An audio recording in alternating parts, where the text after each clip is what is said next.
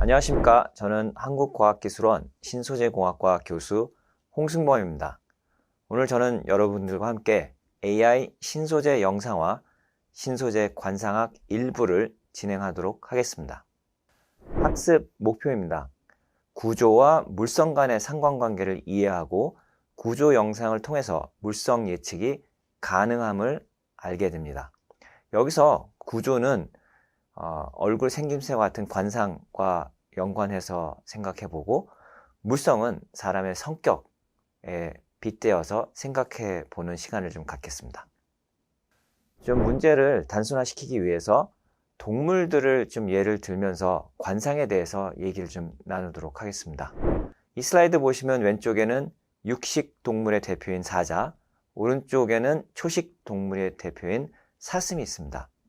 아마 어렸을 때 이미 배우셨듯이 육식동물은 미간이 짧고 초식동물은 미간이 길다 이렇게 배우셨을 거고, 특히 사슴의 경우에는 가까이 있는 것보다는 멀리 광범위한 시야각에서 육식동물이 나타나는 것을 포착해야 되기 때문에 그렇게 미간이 넓은 것이 유리하다는 것을 좀 배우셨을 겁니다.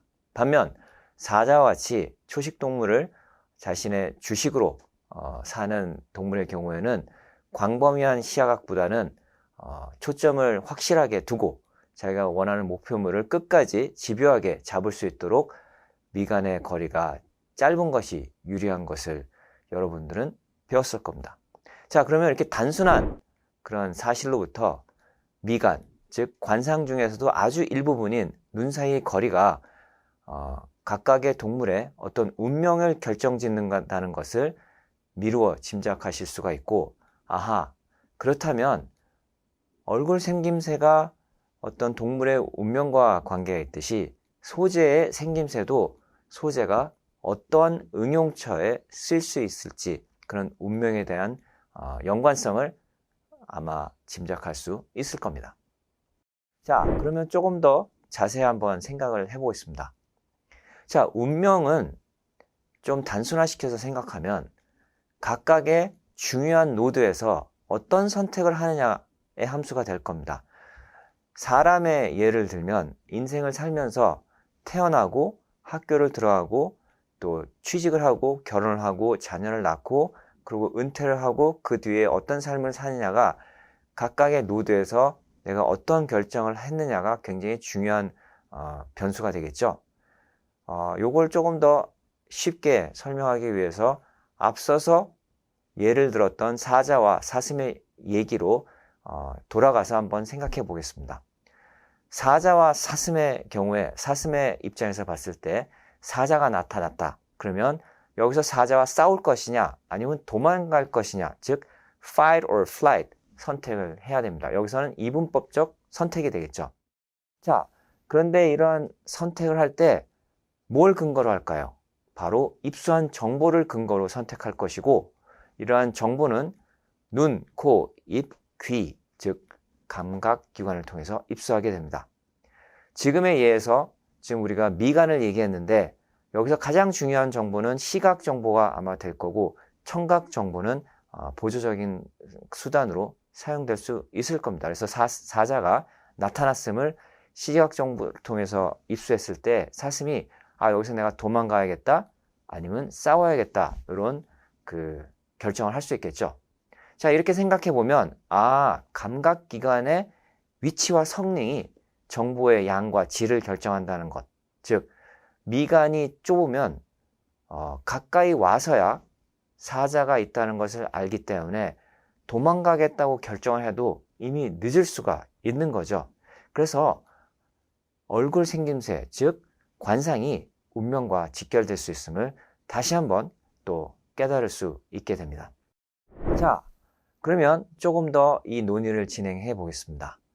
눈의 위치, 즉 시각 정보를 담당하는 감각기관이 어디에 붙어 있느냐에 따라서 시야의 범위가 결정이 됩니다. 그래서 말씀드린 것처럼 초식동물의 경우는 눈 사이가 먼 것이 유리하고, 육식동물을 빠르게 식별해서 도망가는 것이 생존 운명을 결정하게 됩니다. 자, 그러면 거기까지는 관상이었고요. 그러면 이제 성격에 대해서 좀 생각을 해보겠습니다. 성격도 여러 가지 성격이 있죠. 활달한 성격, 또 내성적인 성격, 또 쉽게 민감하게 반응하는 성격, 뭐 여러 가지가 있을 텐데 여기서도 이분법적으로 한번 성격을 나눠보겠습니다. 겁이 많다, 겁이 없다. 그래서 사슴이 겁이 많은 경우, 사슴이 겁이 없는 경우, 이건 어떤 경우일까요? 자신한테 어떤 위험이 닥쳤다는 정보가 있어도 거기에 대해서 둔감하게 반응하는 경우는 겁이 없는 거겠죠. 민감하게 반응한 경우는 아마 겁이 많은 경우일 겁니다. 그래서 앞서서 우리가 썼던 예 한번 적용해 보면 사자가 나타났을 때 사슴이 시각 정보를 통해서 그 정보를 입수한 상태에서 만약 겁이 많으면 바로 도망을 갈 겁니다. 그러나 겁이 없으면 오히려 싸우겠죠.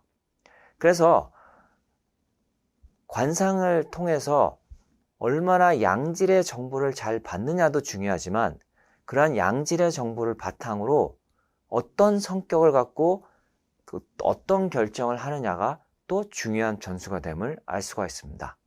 여기서 성격은 결국 외부 자극 혹은 정보에 대해서 어떤 반응을 나타내느냐 이렇게 규정 지을 수 있겠습니다. 자, 그러면 한번 표로 저희가 한번 방금 저희가 논의했던 것을 정리 좀 해보겠습니다. 자, 외부 자극, 즉 사자가 있다. 그런 정보가 들어오면 한번 생각하는 것을 거쳐서 반응, 즉 움직임으로 가겠죠. 아, 도망가야겠다. 혹은 이것이 어느 정도 반복적인 행동이 되면 이러한 결정 사항이 아예 무의식적으로 바로 결정이 돼서 도망가는 행동을 할 수 있을 겁니다. 그래서 보시는 바와 같이 외부 자극이 있고 두뇌 속에서 일어나는 일들이 있고 또 모터 스킬, 즉 몸을 움직이는 쪽의 반응, 이렇게 세 가지 부분으로 생각할 수 있을 겁니다. 자, 그래서 한번 정리를 해보겠습니다. 운명은 선택의 함수라고 했고 특히 사슴의 경우에는 여기서 도망가느냐 아니면 싸우느냐가 결국 사슴이 더 살 수 있을 거냐 아니면 죽을 것이냐 하는 운명을 결정한다고 말씀드렸습니다. 그러한 선택에 있어서는 관상과 성격이 중요하다고 했죠. 관상의 경우에는 아주 단순하게 만든 눈 사이 거리, 그리고 성격의 경우도 단순하게 겁이 있느냐 없느냐 이렇게 이제 나눌 수가 있고 이 두 개를 조합해서 생각해 보면 네 가지 선택지가 생깁니다. 그래서 사슴이 미간이 짧으면 안 보이겠죠? 안 보이면 성격이 겁이 많든 없든 도망가지 않게 됩니다. 그래서 그 아래 보면 일단 관상이 나쁘면 아예 성격과 관계없이 죽을 확률이 높습니다. 그런데 관상이 좋으면, 즉 미간 거리가 넓으면 일단 잘 보이고 그 보인 상태에서는 성격이 어떠냐에 따라서 도망갈 수도 있고 도망가지 않을 수도 있습니다. 그래서 저 네 가지 선택지 중에서 세 가지 선택지는 다 죽음에 이르게 만들고 한 가지 선택지만이 살리는 그런 선택이라는 것을 알 수가 있을 겁니다. 이러한 단순한 예를 통해서 각각 관상, 즉 구조, 그 다음에 성격, 즉 물성이 운명, 즉 사느냐 죽느냐, 이것은 이제 소재가 응용이 되느냐 안 되느냐 혹은 어떤 응용에 쓰이느냐 이렇게 이제 결정된다는 것을 아마 여러분들이 이해가 되셨을 겁니다. 그러면 미간, 즉 눈 사이 거리와 눈의 크기처럼 보이는 그런 소재 구조를 예를 들면서 소재의 관상이 왜 중요한지 한번 생각해 보겠습니다. 여러분들 아마 이런 건 배우셨을 겁니다. 어떤 소재를 자릅니다.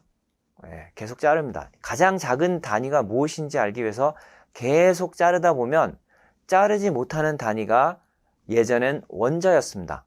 atom, 즉 할 수 없다, 톰, 자르다. 자를 수 없는 가장 작은 단위가 원자였는데 물론 요즘 현대 기술로는 사실 원자도 자를 수가 있고 그 안에 있는 원자핵도 자를 수가 있어서 조금 구식의 그런 논의가 되겠지만 소재하시는 분들 대부분은 원자를 가장 작은 빌딩 블록으로 생각하고 있어서 원자를 눈처럼 생각하겠습니다. 그래서 요 슬라이드에 보시면 파란 눈이 두 개 있죠. 그래서 파란 눈 저 두 개를 원자 두 개라고 할 것이고 그 눈의 크기는 결국 원자의 크기가 될 것이고 그 두 원자 사이의 거리는 미간, 즉 원자 간 거리가 되겠습니다. 그래서 이러한 원자들이 배열돼 있고 그 원자 간의 결합이 되면 소재가 되는 것인데, 그 소재의 물성 중에서도 가장 기초적인 물성인 밀도에 대해서 한번 생각을 하면서 한번 매칭을 시키겠습니다. 자, 밀도가 뭔가요? 밀도는 아마 부피분의 질량 이렇게 배웠을 겁니다. 즉 단위 부피당 얼마나 무겁냐, 그거죠. 그래서 밀도가 높다 그러면 같은 부피지만 되게 무거운 걸 얘기하고, 밀도가 낮다 그러면 같은 부피지만 되게 가볍다, 이렇게 아실 수가 있습니다. 그럼 그런 밀도가 소재 관상이랑 어떤 관계가 있을까? 이 슬라이드를 통해서 생각해 보면, 원자는 크기가 크면 무겁습니다. 왜? 전자와 원자 핵을 이루는 양성자, 중성자, 또 거기에 있는 여러 소립자들이 양이 많아지기 때문에 원자는 커지면 무거워집니다. 즉 원자의 크기는 클수록 질량이 큽니다. 그래서 저 파란색이 커지면 무겁구나, 이렇게 생각하시면 되겠고, 원자 간의 거리가 멀어지면 부피가 커집니다. 왜? 같은 수를 놓더라도 더 큰 면적을 차지하기 때문에 부피가 커진다, 이렇게 보시면 됩니다. 자, 그러면 마찬가지로 네 가지 선택지를 생각해 보겠습니다. 원자 크기가 작다, 원자 크기가 크다, 그리고 각각의 경우에 대해서 원자 간 거리가 크다, 작다, 이렇게 한번 생각해 보시면, 밀도가 가장 낮은 거는 거리가 제일 먼, 즉 미간이 큰 초식동물과 같이 크고 눈이 작은, 즉 원자 크기가 작은 게 밀도가 낮습니다. 그리고 밀도가 가장 큰 거는 눈 크고 미간이 좁은, 그래서 원자 크기가 크고 원자 간 거리가 작은 게 밀도가 큽니다. 그러면 그 중간은 어떨까요? 예, 중간 정도 밀도가 됩니다. 그래서 내가 원자를 볼 수가 있으면 밀도라는 물성을 예측할 수 있겠구나, 이렇게 이제 생각할 수가 있죠. 이제는 원자를 볼 수 있는 시대가 됐습니다. 이 스캐닝 터널링 마이크로스코프라는 주사 터널링 현미경, 이런 걸 통해서 원자 하나하나를 볼 수 있는데, 왼쪽이 알루미늄 원자를 본 것이고 오른쪽이 몰리브뎨 원자를 본 것이고요. 각각 다른 소스에서 왔는데 제가 스케일 바를 맞췄습니다. 그래서 같은 스케일 바니까 크기가 크면 큰 겁니다. 그래서 왼쪽 하얀 동그라미와 오른쪽 노란 동그라미 보면 어디 동그라미가 더 큰가요? 맞습니다. 오른쪽 몰리브뎨 동그라미 큽니다. 그러니까 질량이 더 큰 거죠. 더 무겁습니다.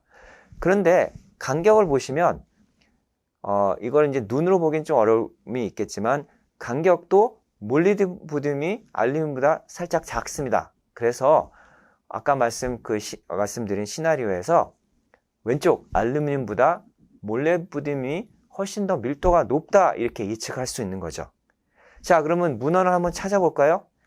알루미늄은 2.70g 세제곱센티미터, 몰리브뎨은 10.28g 세제곱센티미터 해서 예측한 대로 몰리가 알루미늄보다 한 3배 이상 밀도가 높음을 알 수가 있습니다.